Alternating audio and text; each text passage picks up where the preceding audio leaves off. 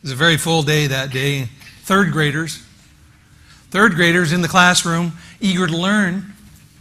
And the teacher said, "Okay, children, we're done with the English lesson. Now we're going to go to the science lesson. I want to tell you about the largest mammal of the sea. It's the whale. The largest mammal of the sea," she said, "according to science, tells us that although it's the largest mammal of the sea, it has a very small throat. It can't swallow much of any size. Anything." A little girl about 3 rows back raised her hand. She says, I know that a whale swallowed a man. His name was Jonah. Teacher said, "I know, sweetheart, there are all kinds of folklore out there and stories that people tell, but I'm here to tell you, it's our science lesson, the largest mammal has a very small throat." Undaunted, the little girl said, "Well, then when I get to heaven, I'm going to ask Jonah, was he swallowed by a whale?" Now the teacher, you can see, has a little struggle on her hands. And so she goes for the final answer. She said, "What if Jonah doesn't go to heaven but goes to hell?" Little girl said, "Well, then you ask him."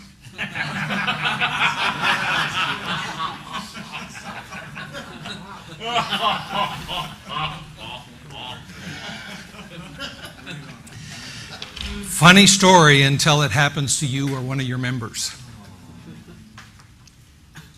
Somebody speaks up, says something, asks a question, isn't sure that what they've been given as an Adventist is something that they're totally comfortable with, and I'll tell you what, the response that they get, you've heard it, maybe you've experienced it. They unleash the hounds on people, and it's a relational rift. That's the primary reason why people leave the church. Relational rift. The way we treat people, the way we respond to them, the way we exclude them, often prompts them to leave. This has been replicated now, several studies. We're right in the middle of another world study in which we have great data now from Africa particularly. We're very interested in this.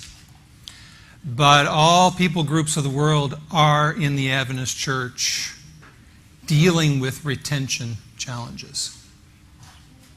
The primary reason why people leave is relational. A rift in the relationship. Some say, "Well, I know," but I've got a number of people that say it's the theology of the church that prompted them to go. The more you explore with these folk, the more you come to realize is when they ask their questions, the response that they received was the motivation to leave. When they're trying to make their faith their own, it's not going to be mom and dad's faith, pastor's faith, teacher's faith, anybody else's is going to be theirs. That's a daunting challenge for the individual, and it really makes us nervous in the Adventist church. Any Christian faith is and denomination, they're challenged by the questions that people have. But the theology and the questions about theology aren't the primary reason why they left. It's how we as a community of faith responded to them. You may have seen this now in a recent article in the Adventist Review. Andy Nash in his column talks about a study that was done at Southern University. We're delving into their data a little more. What we're finding out is that, yes, it ticked up a few percent, but we're still under 10% of people in their sample, which is in the Southern Union, where emphasis on theology and church going is much higher than we have here in the Pacific Northwest and many other places across the division. We're delving into the data. We want to find out a little bit more. But it really has only gone up single digits in a reason why people leave. Theology is, questions about theology is really more of a minor point than the range of relational rifts that cause people to go. I want to highlight for you some of the things that congregations are doing really well. in reconnecting with inactive members. And I hope that you've gotten this handout, right? It's come to you. All right. So you have that. Just want you to know also that's available in Spanish, just in case that would be helpful in your ministry as well. Advent Source has that available. AdventSource.com, or .org rather, has that resource available in Spanish. There are a number of things that are happening in reconnecting ministry. One is there is a leader for reconnecting ministry in the congregation. If there is no leader, you won't have a ministry that continues much of any length of time at all. You've got to have a leader with a team around her or him who help to really provide a full range of support to have the ministry move forward. In this resource on page 3, you're going to see the Quick Start Guide. You're going to see what are some of the basic things that we're asking from North American Division that leader does. And those suggestions just really are a starting place. But I encourage you to look that over and say, who in our church can be our leader for reconnecting ministry? Often it's a person with passion for that important ministry, but they also need people around them who are good promoters. Maybe an elder of your church would be good to be part of that team who can kind of work through decisions effectively in the church, knows how decisions are made, knows some of the cautions that need to be presented. As well, a promoter, somebody with some wisdom and discernment gifts. You want somebody who's detail-oriented. Often people who lead this ministry are very passionate about it, but they can hardly organize themselves, much less a ministry. So get some people who are detail-oriented to get involved in the ministry. You've got to have a leadership team. We've also seen that those congregations doing effective reconnecting ministry are following what we have here as the 8 steps on page 5 and 6. And we've really added a 9th one to it, which is the congregations doing effective reconnecting ministry are raising the supremacy of Jesus Christ as the focus of the church. And if that's not happening, if it's our tradition, if it's our theology, if it's our standards, if it's not pointing to Jesus, it's usually pushing people away. So we're noticing that is added here since we put this booklet together, and thought you'd like to know that as well. The first item here says effective leadership, and it really comes down to, is this a priority in your church? Now, most of you sitting here this afternoon are going to say, well, yes, of course it's a priority. You've got to find out, is your congregation behind you in it? I meet with pastor groups all the time, and some tell me, I get home, and the church folks say, Pastor, Pastor, Pastor. It's nice you got all fired up about that. But those folk were trouble when they were here. We don't want them back. Well, you don't have agreement. And you've got to have agreement with your leader team that this is a priority. This is something that you want to do. Member groups will get together and they'll be all excited about this. They'll go home and sometimes the pastor's not for it. Pastor will say, let's have an evangelistic series, bring some new people in. They don't know us so well. If we try to get some of the inactive members who know us well, it's going to be a lot of trouble. You've got to come to an agreement. There are predictable patterns. There is a predictable path that people take as they leave. This has been replicated over and over again in multiple studies. I would encourage you to go to the classes that we taught, Impact Your World. We lay that out and a number of the implications and look that over carefully. But if we pay attention to the leaving track, it helps us to not lose more. And it gives us clues for when the person was leaving, what was happening in his or her life, and how we can build bridges back. There's a lot of talking that happens, especially when we're meeting with our inactive members. And when there's a pushback at all, we just try to argue more. And the churches doing effective reconnecting ministries are realizing we need to listen more. We really need to use the 2 ears and listen more to their experience and not argue, because many of our inactive members would wish to argue with us and then have a reason for saying, well, they just wanted to push the theology. They wanted to justify themselves. They were just here to kind of do a checkbox activity, and now they're done. But if we'll just kind of lean back and listen, it's helpful to the relationship and building a better relationship with the inactive members. We have a number of inactive members who the building conjures up bad memories.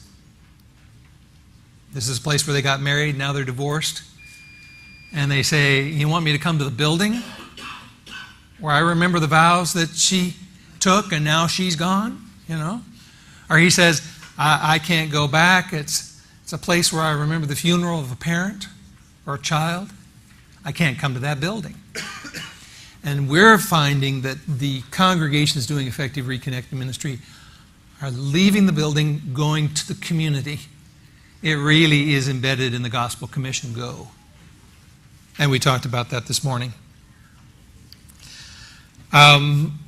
We are finding that our first impressions really matter, and we're flubbing up those first impressions. Number 5 here on page 6.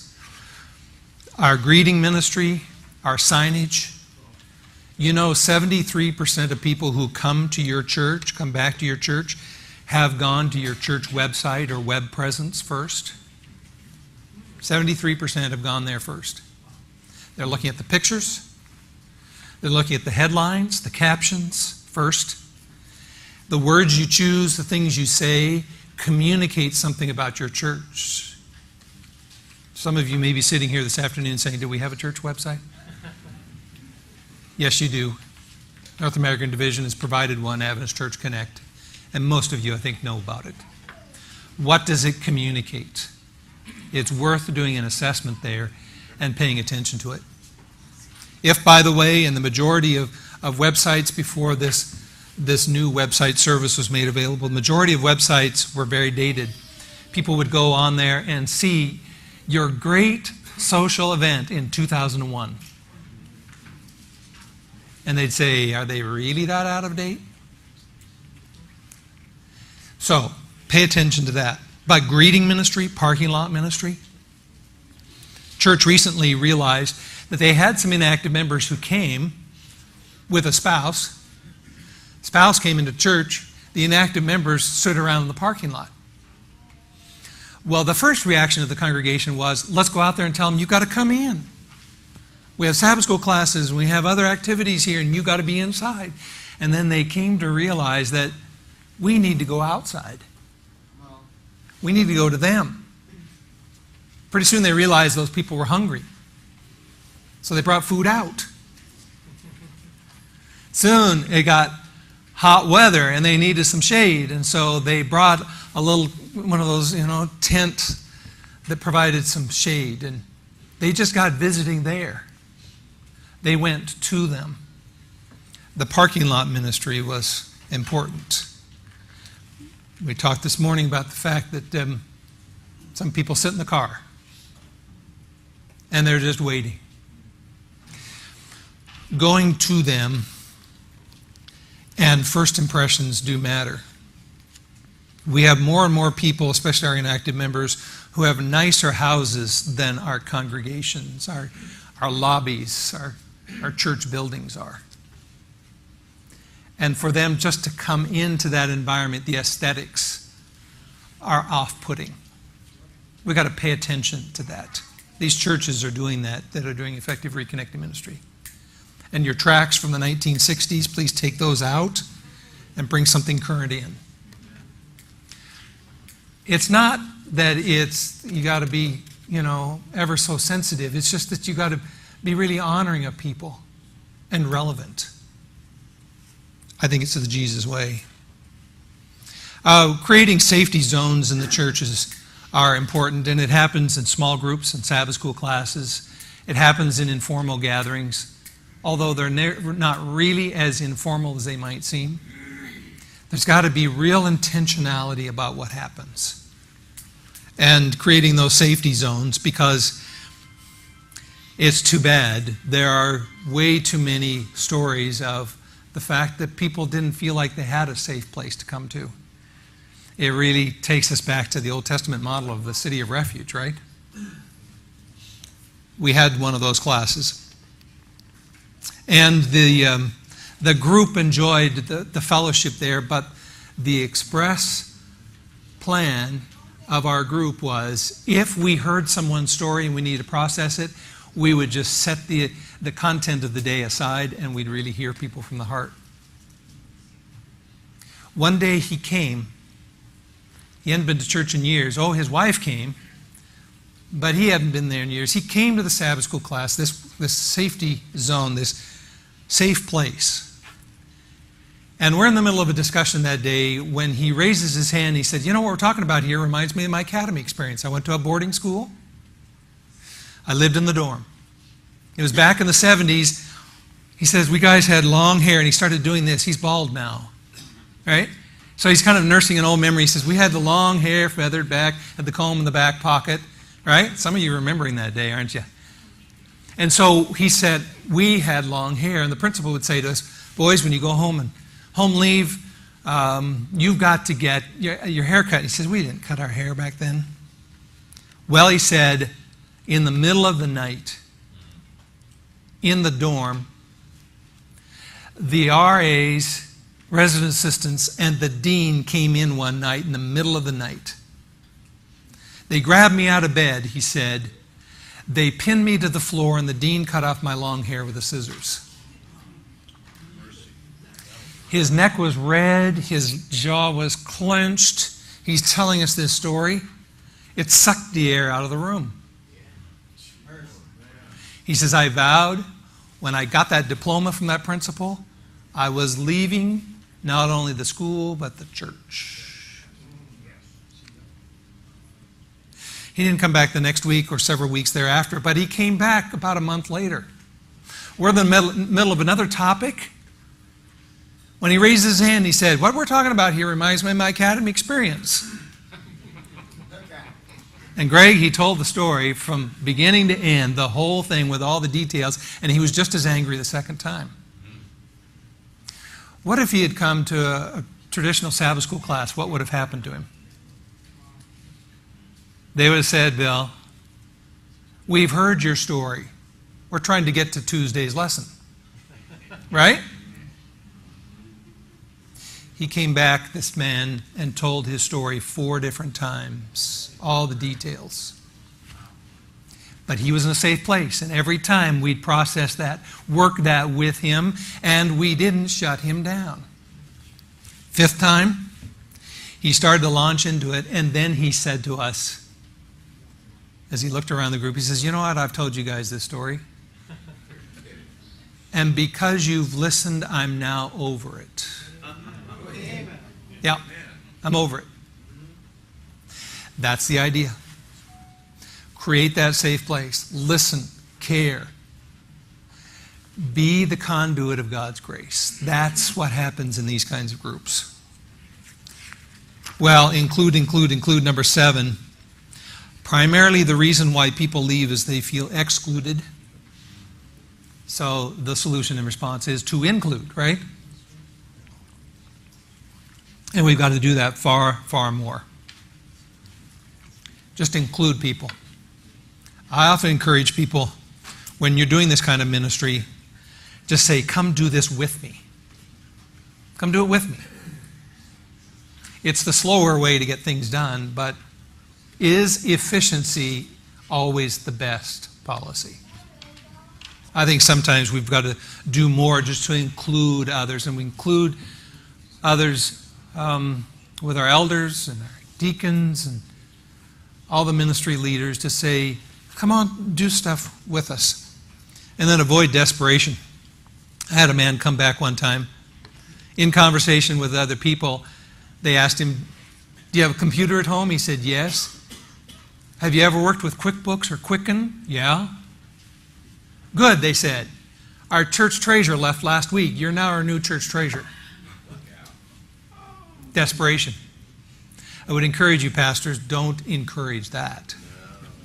No. You got to find that balance with excluding and not giving opportunity. Don't go that extreme, but don't go to desperation on the other side. Find that sweet spot. And then setting some realistic goals. And the goals really include interfacing with the inactive members. There are plenty of congregations that say we should be out there visiting, we should be in the live, it ought to happen, somebody ought to do it. But nobody is a committee of one to make it happen. So I would encourage you to just continue to set goals and celebrate victories, be strategic, communicate at every turn that reconnecting ministry is a priority. Retention is something that's right up there, as important as anything. That you're opening the front door and you're making sure the back door isn't swinging wide open. Set realistic goals. Help this to be a significant ministry in your church. Well, on page 7 and 8, we give some tips for visitation and how to be in touch with people. Just encouraging welcome home Sabbaths, and I'm delighted to hear that this is being encouraged for the fall of this year. And I hope that you pick other times, because often around holidays is when people think about coming back to church. You can provide that kind of extra care at times like that. The invitations are there. And you'll see just many other suggestions here for visitation, for groups, for evaluating the ministry, and of course page 13 and onward list all kinds of other resources that you can go to and websites that are available. We're delighted with what a variety of groups are doing, including the Youth and Young Adult Ministry of North American Division and Center for Youth Evangelism are doing some great things for the younger generation. This is a priority for the North American Division, engaging and keeping our young adults and our youth. We're letting way too many of them leave as if they're expendable. And we've got to stop that bleeding. And it isn't that we guilt them into staying, we've just got to relate to where they are in 2013 and going forward. And we've got to share with them that this is their church. We're delighted to be there with them. So, the ministry to the younger generations, so important.